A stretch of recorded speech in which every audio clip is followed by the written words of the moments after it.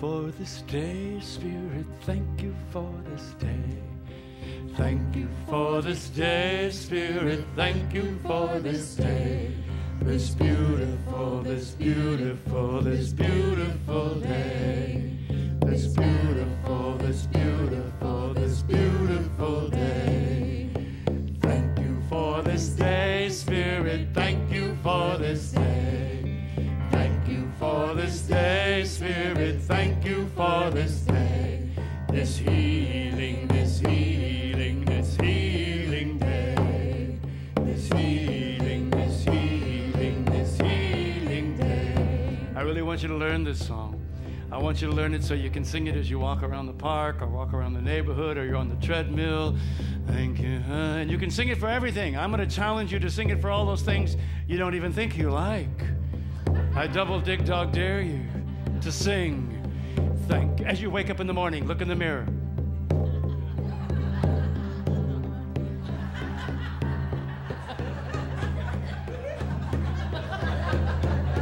Thank you for those wrinkles, Spirit. Thank you for those wrinkles. Thank you for those wrinkles, Spirit. Thank you for those wrinkles. Those beautiful, those beautiful, those beautiful wrinkles. Those beautiful, those beautiful, those beautiful wrinkles. Thank you for this gray hair, Spirit. Thank you for this gray hair. Thank you for this gray hair, Spirit. Thank you for this gray hair. This beautiful, this beautiful, this beautiful gray hair. This beautiful, this beautiful, this beautiful gray hair. See how it works? It's really good, isn't it? Feel better already, don't you? And then you can also do it for those things you really are grateful. Thank you for my friends, Spirit. Thank you for my friends. Thank you for my friends, Spirit. Thank you for my friends. My beautiful, my beautiful, my beautiful friends. My beautiful, my beautiful, my beautiful friends.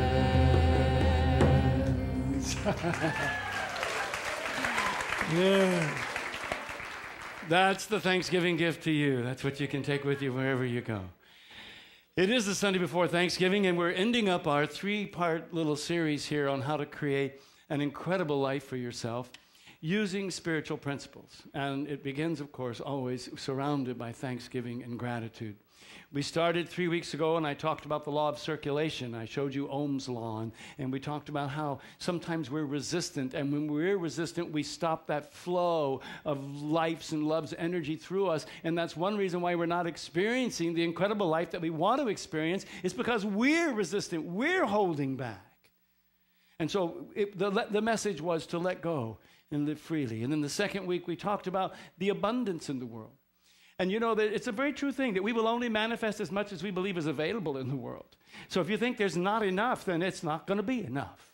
Whatever we believe is true. It's going to be true because that's how powerful we are. So we talked about how we live in an incredibly abundant world and how we can access that. And I don't mean, we're not talking about money so much. We're talking about everything. Abundance of health, abundance of friends, abundance of love, abundance of joy.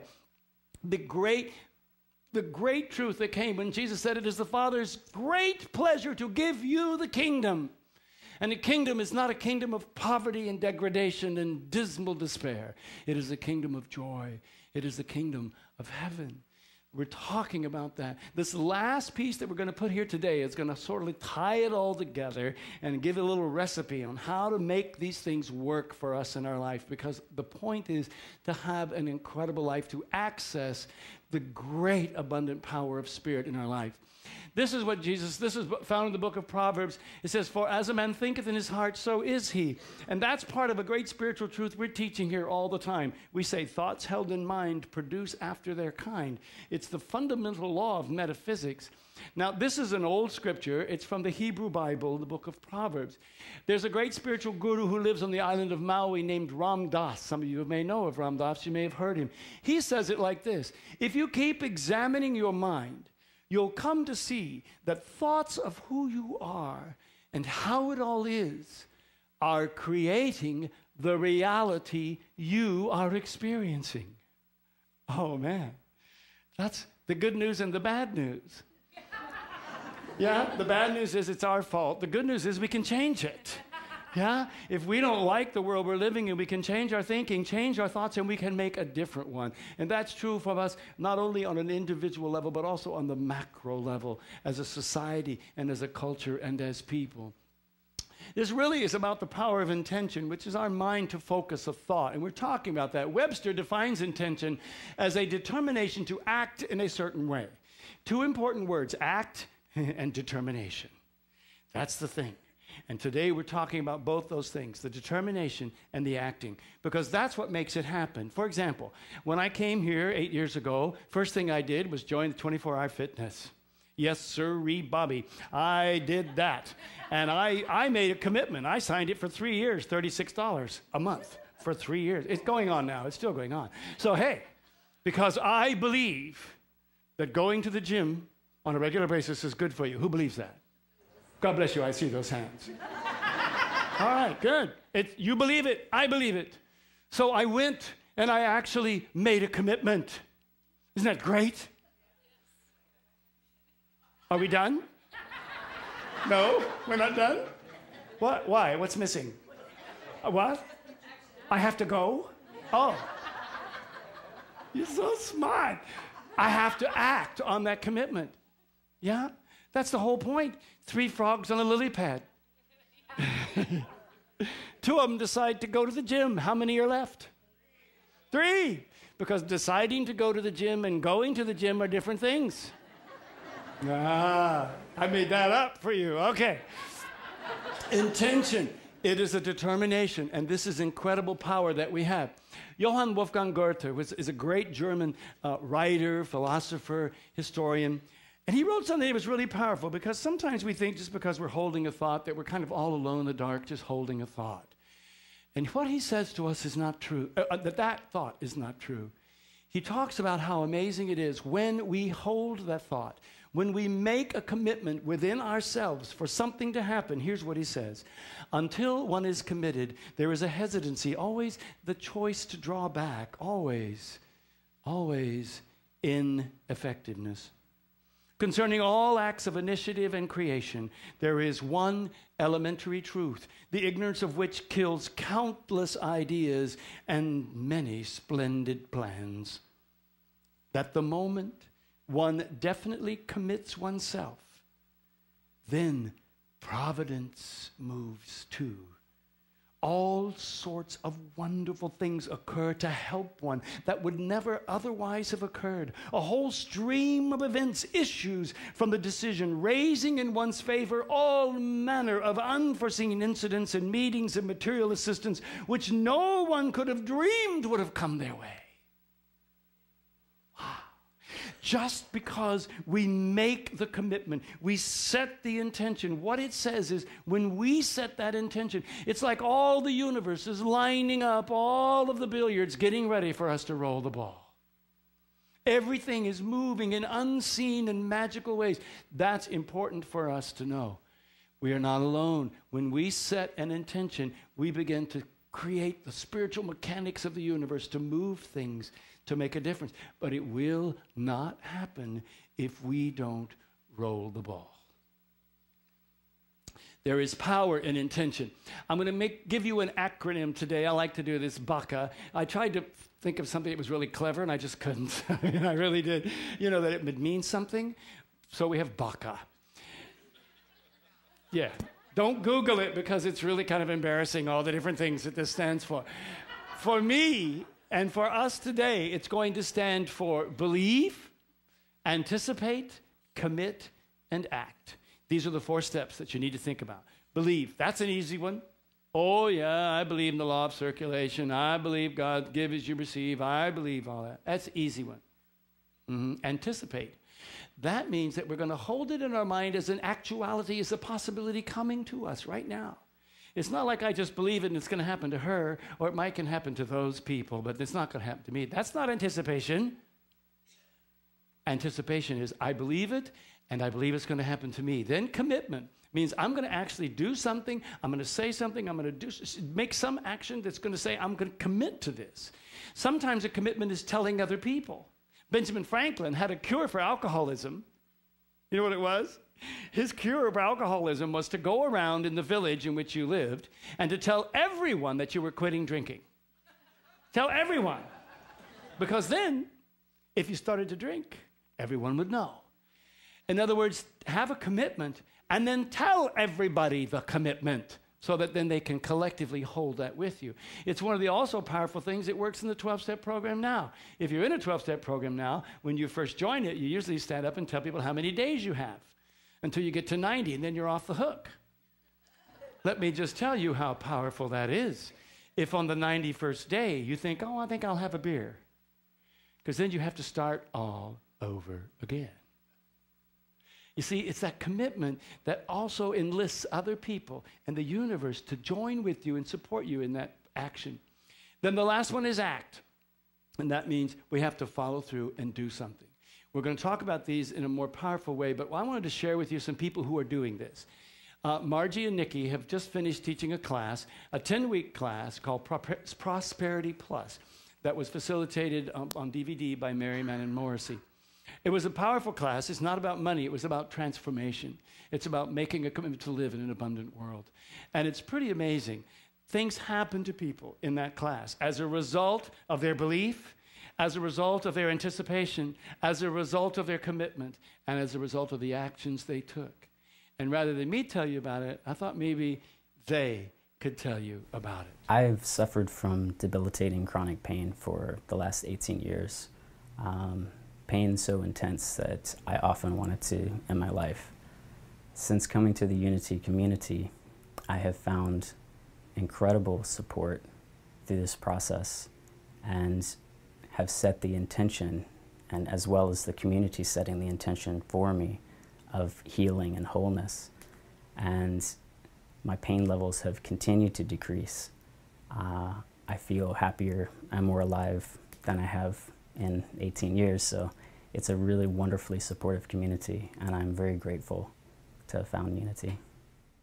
I was meditating one morning, had an idea for a business, talked to a friend of mine. He thought it was a great idea. We registered it, got the paperwork, going to get the bank account in its name, doing the footwork that's in it, and knowing that I do have the power to succeed, and feeling that I am successful, and I am successful. The biggest thing is the entire sense of happiness and joy and freedom. I'm experiencing liberty, and right from moving from that and the gratitude right into celebration, and things are moving along very nicely. Things are moving along very nicely. Yeah, that's a very calm way to say how great life has been. So who isn't going to want that kind of thing in our life? Who isn't going to want more health? Who isn't going to want all these tremendous opportunities? Who isn't going to want all of this joy and happiness? And that's what this is all about. Now, we're finishing up this program this week, and one of the ways that we're finishing it up is a thing that was given in your bulletin. Take a big, deep breath, and you can pull this out. It says intentional giving. Now, there's a reason we're doing this way. This is an opportunity to act. And you don't have to do this. It's an opportunity to act. You say, well, why is this about, it says in here about money. Well, it says about a lot of things. If you read this commitment statement, it says, knowing that God is my ultimate source for all things, I fearlessly set my intention to join in the circulation of all forms of my energetic expression. So it's joining in the full expression of our lives in that. Now, one of the things that we sometimes shy away from in this church and talking about is talking about money. People don't like it when we talk about money. And that's really interesting, because money is one of the most important things that happens to people in their life. I mean, most people are really upset and concerned about money.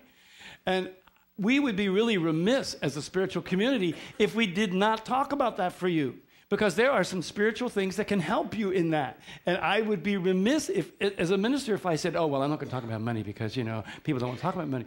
But you know what? It's important. This is important to all of us. It's important because it's a form of energy, and it's the way we can express ourselves in the world. So that's what this is about in part. This is about intentional giving.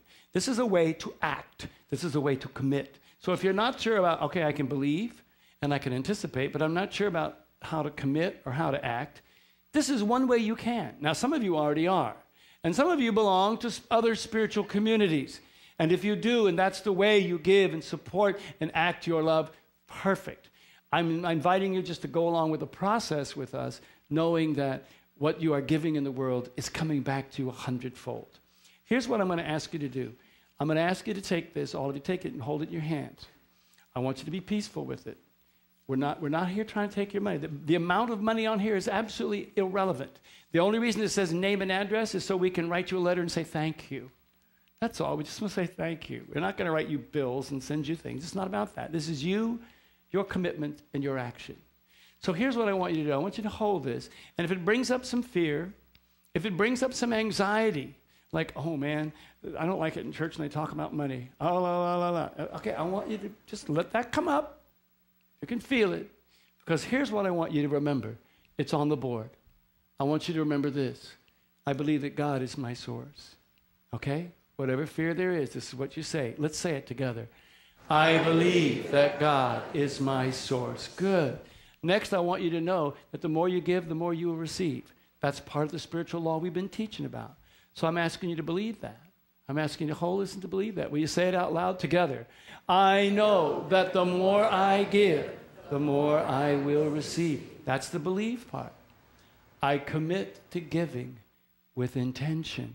Okay, this is where you actually get to put into action and watch how the universe comes up for you. Can you say this together? I commit to giving with intention. Good. Now I want you just to hold on to this because we're going to actually sing the prayer that we love to sing in this church. And it's about giving your life, your heart, and everything to God. And it's not just about this paper, but it's about who you are. So I'm going to invite you just to know this truth as we sing this prayer together. This is my desire to honor you, God, with all my heart I worship you.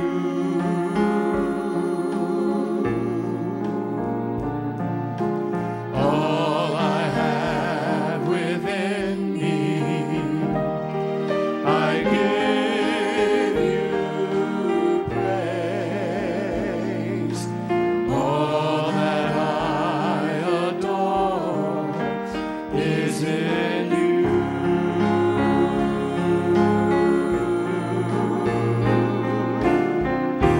God, I give you my life. I give you my soul. I live for you alone. Every breath that I take, every moment I'm awake, have your way in me. Okay, this is your prayer. This is your prayer. This is my desire to honor you, God, with all my heart I worship you.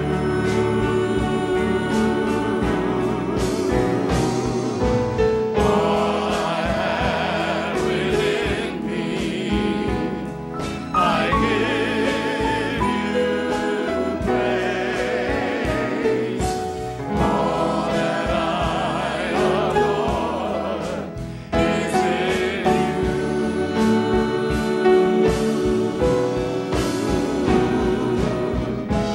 God, I give you my heart.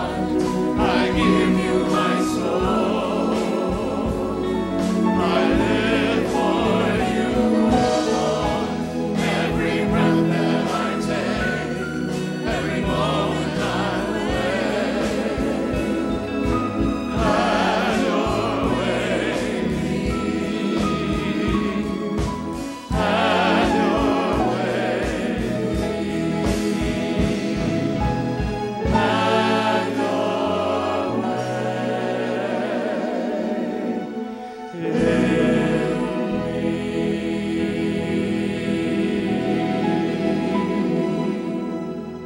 And now I invite you to close your eyes for a moment. Take a deep breath, because we know here that all transformation takes place inside. And in these quiet moments, I am inviting you to connect with the God of your being. Whatever is right and true for you, God will tell you directly. We believe that, we teach it, we know it. Nothing is more important or sacred than this very moment.